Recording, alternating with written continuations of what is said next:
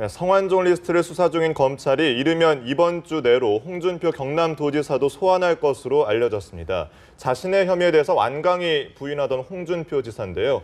과연 어떤 반전 카드를 내놓을지 주목됩니다. 민영삼 포커스컴퍼니 전략연구원장 김태현 변호사 두 분과 함께 내용을 전망해 보겠습니다. 어서 오세요. 안녕하십니까?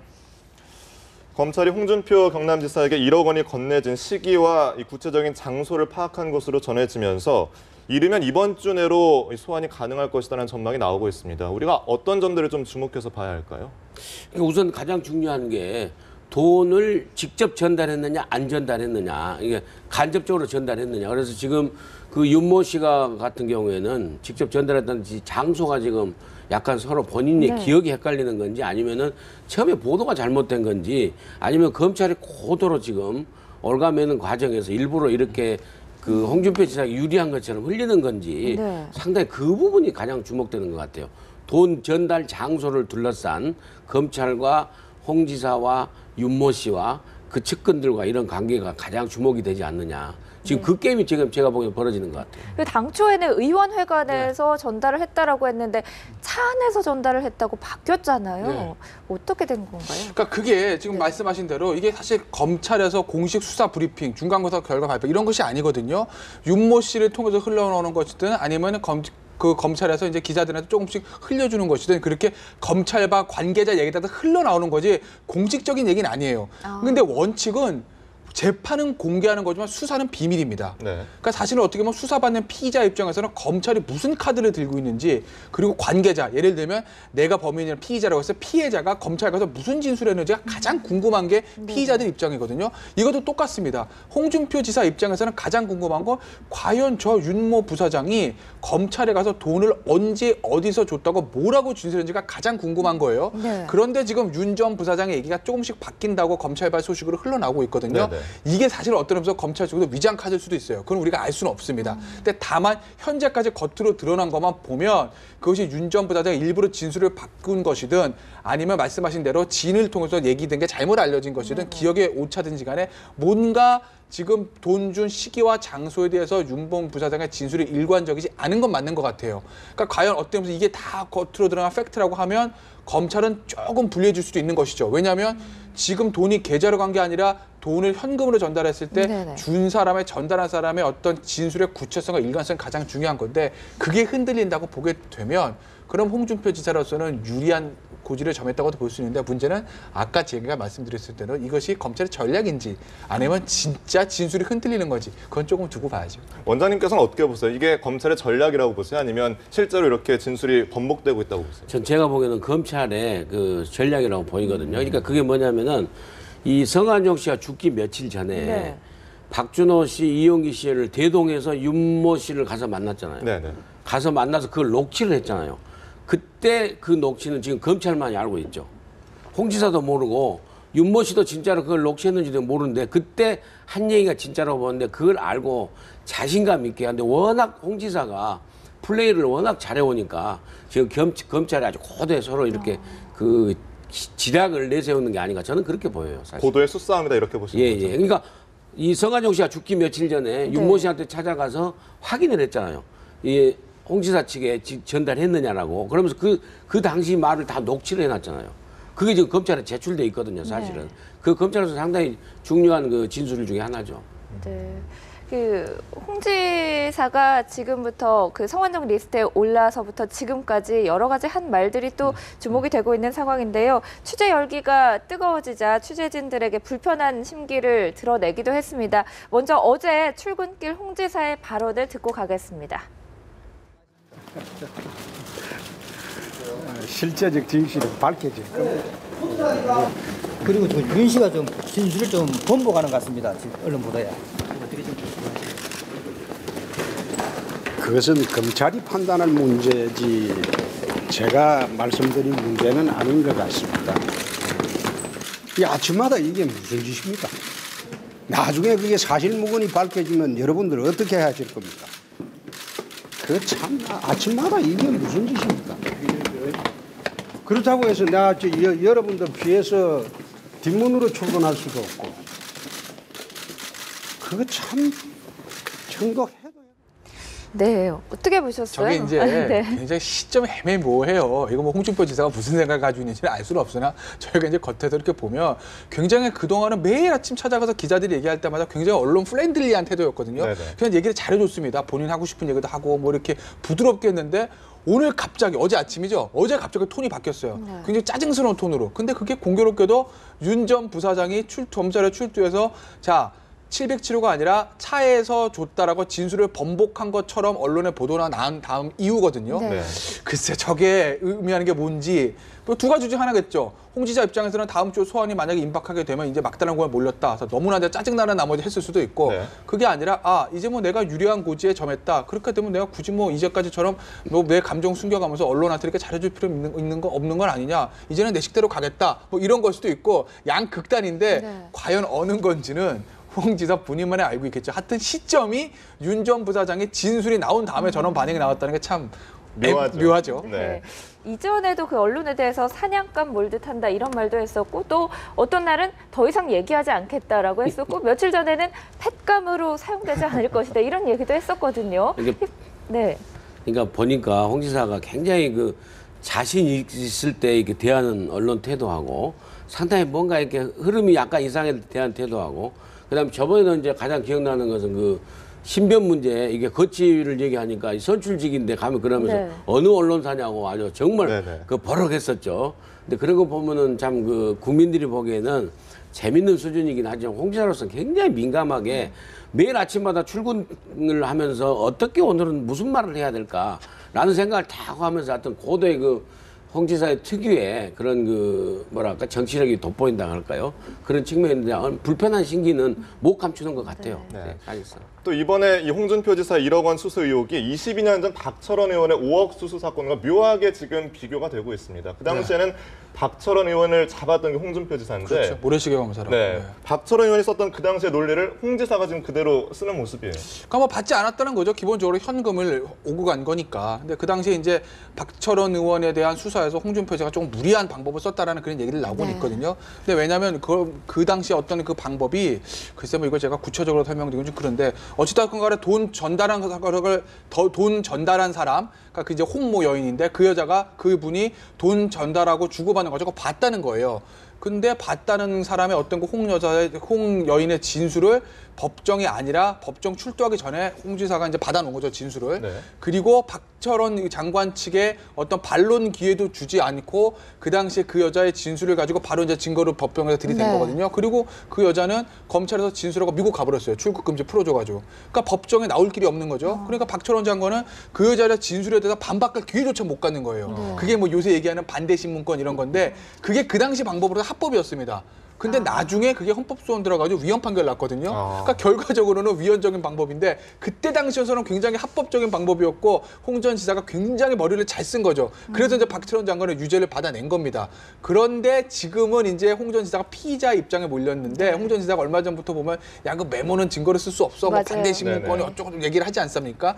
그러니까 사람들이 뭐라 하는 비판하는 거는 뭐 그 당시에 홍 전 지사가 검사한테 수사했던 방법이 뭐 불법이란 건 아닌데 야, 그 당시 당신이 검사로 수사할 때는 그렇게 만약에 약간 무리해서 수사를 그렇게 좀 강하게 좀 증거 판단에 대해서 굉장히 좀 이렇게 좀 러프하게 해서 유죄를 받아놓고선 이제는 본인이 피의자가 되니까 이거에 대해서 그렇게 엄격하게 하느냐? 그건 좀 입장을 바뀌는 너무한 거 아니냐? 뭐 이런 지금 비판을 좀 하고 있는 것이죠.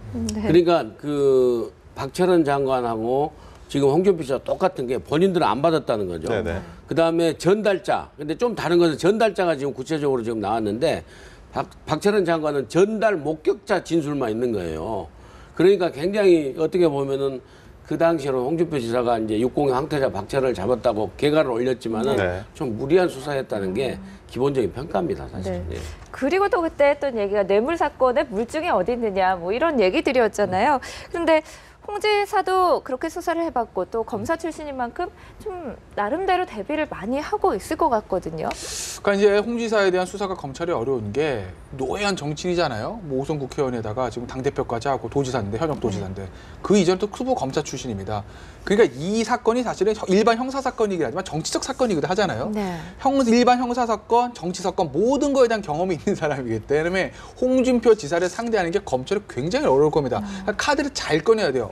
또 말해서 언론에 대한 어떤 관계들 같은 것도 잘해야 되는 것이고 굉장히 어려운 사건인데 검찰 입장에서는 윤 전 부사장의 진술의 어떤 일관적인 구체적인 진술을 받아놓고 그걸 가지고 홍준표 지사를 이제 몰아붙이는 게 그게 이제 이번 수사의 기본인데 글쎄 지금 윤 전 부사장의 진술이 조금 흔들리고 있다는 보도가 나오는 게 검찰이 꼭 저는 굉장히 홍 지사에 대한 수사가 쉬울 거라고 봤는데 저는 지금으로 봐서는 쉬워 보이진 않아요. 홍 지사가 나름의 좀 대비는 많이 해놓은 것 같아요. 네.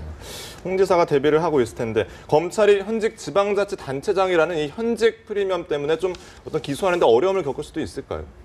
그러니까 과거에요. 그 검사 출신이 아니고 강단이 없는 사람 같은 경우에 특히 이제 박모 전남도지사 당시에 현직 도지사였는데 검찰 수사받고 나와서 바로 한강에 가서 투신 자살해버렸어요. 그래서 이제 그 재보궐선거도 있고 그러는데 홍준표 지사는 그러진 않은 것 같아요. 아주 당당하게 고도의 게임을 하면서 하니까 오히려 검찰이 그 현직 도지사고 아주 그 당대표까지 지내고 이런 그 아주 구력 있는 정치인이기 때문에 수사하는 과정에서 완벽하게 올가매지 않으면은 어렵다는 그런 전제하에 네. 굉장히 준비를 철저히 하고 나름 애로사항이 많이 있는 것 같아요. 그래서 지금 진술 장소도 일부러 흘리는 것 같고 홍준표 지사의 좀 그 방심을 유도하는 것 같기도 하고 그런데 홍준표 지사가 그걸 놓치지 않고 끝까지 계속 하루하루 이렇게 대처하는 모습이 지금 보여서 상당히 그 기초가 주목되는 수사예요. 사실 네. 쉬운 것 같아도. 그러니까 검찰 입장에서는 상당히 부담감을 가지고 수사를 하는 건데 만약에 홍 지사를 소환한다라고 한다면 검찰이 어느 정도 큰 물증을 확보했고 기소할 수 있는 큰 가능성이 있다 이렇게 봐야 되는 그렇죠. 건가요? 피의자 이제 소환 조사가 마지막이니까 그 마지막 수사 단계니까 아마 이번에 피의자 조사하고 아마 대질신문 한번 할 가능성도 있고요. 줬다는 사람 받았다는 사람은 진술이 엇갈리기 때문에 그리고 나서 그 다음에 이제 신병 처리에 대해 소순에 들어가는 건데 일단 만약에 다음 주죠 이번 주 말이나 다음 주 초에 홍 지사를 소환한다고 하게 되면 그러면 윤 전 부사장의 진술에 대해서 제대로 확보가 됐다는 것이거든요. 네. 그러니까 예를 들어서 정말 언론에 흘러나오는 것처럼 윤 전 부사장의 진술이 바뀌었다고 하게 되면 왜 바뀌었는지에 대한 그게 이제 명백해져야 되지 윤 전 부사장 진술이 왔다 갔다 이건 정원제 긴가민가 할 때는 검찰이 지금 홍 지사는 소환할 수는 없어요. 근데 만약에 정말 홍 지사를 소환한다 하게 되면 윤 전 부사장의 진술의 구체성과 일관성에 대해서 검찰이 자신이 있다는 얘기일 겁니다. 그게 흔들리면 소환 못합니다. 근데 아마 소환하고 나서 이제 결국은 언론의 관심이 홍 지사에다 어떤 형태로 기소를 할 텐데 네. 구속영장을 치느냐 안 치느냐 구속 기소를 하느냐 불구속 기소를 하느냐 이거거든요. 제가 봤을 때는 구속영장 못 칠 겁니다. 왜냐하면 지금 홍 전 지사랑 윤 부사장의 진술이 현재까지 엇갈리고 있고 그리고 지금 홍 지사가 국회의원이 아니라 지금 지방자치단체장이거든요. 네네. 속된 말로 국회의원은요. 300명중에 한 명 없어도 국회에 돌아가는데 지장이 없어요.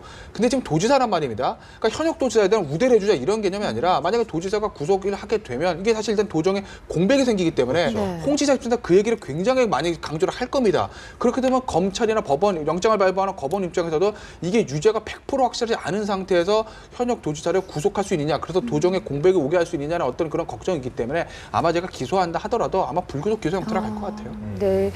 그리고 홍 지사가 사실 전달자가 있기 때문에 수사가 가장 먼저 진행되고 있는 상황이지만 홍 지사의 발언을 들어보면 올무에 걸렸다. 그리고 나는 팩감으로 사용되지 않겠다라고 했거든요. 이거는 어떤 의미로 해석을 해봐야 되는 그러니까 결국에 그 우리 김 변호사가 모두에 말씀하신 것처럼 이게 그 정치적 사건으로 네. 사실화돼 있잖아요. 부패 사건이면서도 네. 정치적 사건에 대해서 하여튼 정치적으로 희생양이 되지 않겠다는 거죠. 그래서 법적 책임에 대해서는 제가 법적 투쟁을 계속 끝까지 철저하게 하겠다라는 그런 의미로 받아들여집니다. 예, 말씀하는 게. 네. 자, 이런 상황 속에서 경남 기업의 금고직이었던 또 다른 한모 부사장이 이제 2012년 대선 당시에 선대 관계자에게 돈을 건넸다 이렇게 진술을 하면서 이게 대선 자금 수사로 확대될 가능성을 좀 보이고 있는데 어떻게 보셨어요? 글쎄 그거는 사실 조금은 지켜봐야 될 것 같아요. 왜냐하면 이제 한모 부사장이 지금 그 대선 즈음회에서 뭐 회장실에서 누가 그 김모 씨한테 2억을 줬다는 얘기는 나왔는데 문제는 한모 부사장 뭐라 그러냐면 이게 어디로 들어간 거지는 자기는 모른다는 것이거든요. 그러니까 김모 씨가 속된 말로 이거 또 배달성을 냈는 거지. 김모 씨 일단 부인합니다. 네네. 자기는 받은 적이 없다, 간 네. 적도 없다라고 네. 하고. 근데 이걸 혹시 자기가 받았다 하더라도 이게 배달 사고인지 아니면 정말 당으로 가져가서 대선장으로 갔는지에 대해서는 아직 이 줬다는 성한종 회장 측이나 한보 부사장 쪽에서도 진술이 안 나오고 있기 때문에 그 부분에 대해서 한보 부사장 모른다는 것이기 때문에 아직 대선 자금으로 갈지는 조금은 지켜봐야 될 것 같아요. 그런데 그 시점이 성 전 회장이 홍문종 의원에게 돈을 전달했다는 시기와 좀 겹치는 부분이 있잖아요. 그러니까 그렇게 딱 맞아 떨어지면은 이게 홍문종 의원에게 전달한 2억 그리고 대선 자금 그다음에 뭐 조직 본부장 이렇게 딱 떨어지면 얼마나 좋겠습니까? 근데 지금 사실은 애시 당초부터 지금 상당히 헷갈려. 그러니까 김모 씨 주장을 그대로 옮기면은 그 한 전 부사장이 지금 본인 비리를 덮기 위해서 검찰하고 지금 그 바겐 세일을 해가지고 나를 지금 끌고 들어간다라고 지금 강력히 지금 항의를 하고 있거든요.